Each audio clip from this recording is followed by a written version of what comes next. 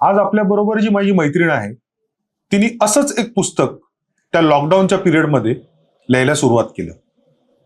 पुस्तक कशावरती आहे तर आजच्या आईबापांनी तुम्ही आम्ही कसं वागलं पाहिजे, मुलांबरोबर कसं वागलं पाहिजे, काय केलं पाहिजे, त्याहून महत्वाचं काय नाही केलं पाहिजे, या सगळ्यावरती या पुस्तकामध्ये तिने लिहिलेलं आहे.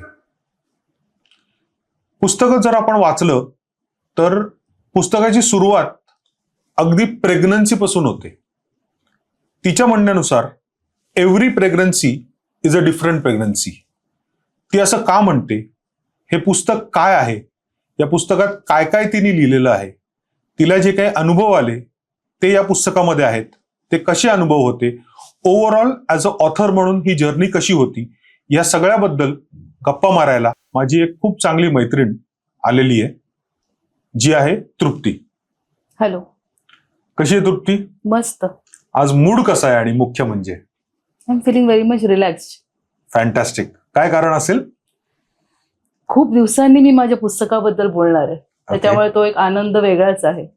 Every child is unique are you, हे आपल्या पुस्तकाचं नाव आहे. हो. का बरं असं म्हणावं असं वाटतंय? मला जर विचाराल तर माझ्या मते खरंच प्रत्येक मूल हे युनिक असतं, पण मी हा प्रत्येक पेरेंटला हा प्रश्न विचारते की तुमचं मूल युनिक आहेच, पण तुम्ही किती युनिक आहात हा प्रश्न तुम्ही स्वतःला विचारणं खूप गरजेचं आहे. प्रत्येक मूल हे युनिक असतं म्हणजे काय असतं? म्हणजेच प्रत्येक मुलामध्ये, इवन तुमच्यामध्ये, माझ्यामध्ये, आपल्या प्रत्येकामध्ये काही युनिक क्वालिटीज असतात आणि नक्कीच असतात. फक्त हे प्रत्येक आई वडिलांनी ते बघणं, ते ओळखणं खूप गरजेचं आहे. बरं, पण मग चाइल्ड तर युनिक आहे, आईबाप पण युनिक आहेत का? हा प्रत्येकाने स्वतःला विचारणं प्रश्न खूप गरजेचा आहे आणि म्हणून मी हे प्रत्येकाला विचारते की तुम्ही जेव्हा तुमचं बाळ मोठं करताय, वाढवताय, तेव्हा ते युनिक आहे, पण मग तुम्ही किती युनिक आहात? तुम्ही खरंच स्वतःला मुळात ओळखलंय का? कारण का तुम्हाला एक चांगल्या जीवाला जोपासायचंय, नर्चर करायचंय, त्याच्यामुळे आधी तुम्ही स्वतःला त्या पद्धतीने ओळखणं खूप गरजेचं असतं. तरच तुम्ही त्या बाळाचं संगोपन खूप छान करू शकता. दिस इज व्हॉट आय बिलीव्ह. काय या पुस्तकावरती म्हणजे या टॉपिक वरती आपण लिहिलं पाहिजे असं वाटलं?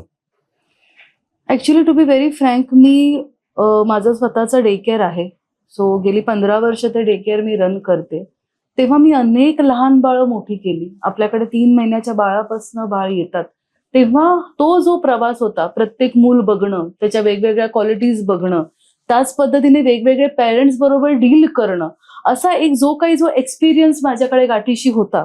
सो तो मला लॉकडाऊनच्या पिरियडमध्ये वाटला की मी तो कुठेतरी उतरवला पाहिजे, तर त्याचा उपयोग इतरांनाही होईल. जे माझे एक्सपिरियन्स आहेत, पेरेंट्सना ते कळतील, त्यांना त्यांची मुलं नर्चर करायला त्याचा नक्कीच उपयोग होईल. म्हणून आहे तेव्हा वेळही होता. So I thought that is a good opportunity for me, आणि म्हणून तेव्हा मी ते सगळं नोट डाऊन केलं. मग हे फक्त त्यावेळेस आपण नोट डाऊन केलं का ते फेअर सगळं त्याच वेळेस झालं? सगळं त्याच वेळेस झालं.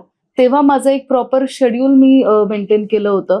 पहिले मी रिसर्च केला अजून की मी अजून काय त्याच्यात ऍड करू शकते, काय करू शकते. सो एक वेळ असायची माझी रिसर्चसाठी, मग मी माझे जे पण पॉइंट्स असतील, माझे एक्सपिरियन्स असतील, ते मी नोट डाऊन करायचे आणि नंतर मी ते परत फेअर केलं, but in that period only. म्हणजे असं झालं नाही की आधी पहिला ड्राफ्ट झाला, मग दुसरा ड्राफ्ट झाला, मग तिसरा ड्राफ्ट झाला? नाही, असं काहीच झालं नाही. नाही, त्या पिरियड मध्येच मी केलं जे पण केलं ते. बरं, किती दिवस लागले अंदाजे हे सगळं व्हायला? मला पूर्ण नोट डाऊन करायला ऑलमोस्ट 6 months गेले. जे पण माझे एक्सपिरियन्स आहेत, गोष्टी आहेत, तो फर्स्ट ड्राफ्ट रेडी करायला मला 6 महिने गेले. त्याच्यानंतर मी ते पब्लिश केलं. आणि फर्स्ट ड्राफ्ट हा फायनल ड्राफ्टच होता? हो. मग जेव्हा हे पुस्तक आपण लिहित होतो तेव्हा ऍज अ ऑथर म्हणून तुमचा माइंडसेट कसा होता? I was very much optimistic. Actually माझं असं होतं की जेवढं माझ्याकडे आहे ते सगळं मला उतरवायचंय. सो जे एक्सपिरियन्स आहेत ते मला चांगल्या पद्धतीने लोकांना कसे कळतील in a very simple way, या माइंडसेटमध्ये मी तेव्हा होती. मला कुठेही कॉम्प्लिकेटेड लँग्वेज नको होती किंवा मला ते कुठेही त्यांना क्रिटिकल नाही वाटलं पाहिजे. जशी मी एक ऑर्डिनरी आई आहे तसंच समोरची व्यक्ती पण आहे, ती युनिक आहे, तर तिला माझे एक्सपिरियन्स सिम्पल वे मी कळायला पाहिजेत, या पद्धतीने मी तो माइंडसेट ठेवून तेव्हा ते सगळं नोट डाऊन केलेलं, हे ड्राफ्ट रेडी केलं होतं.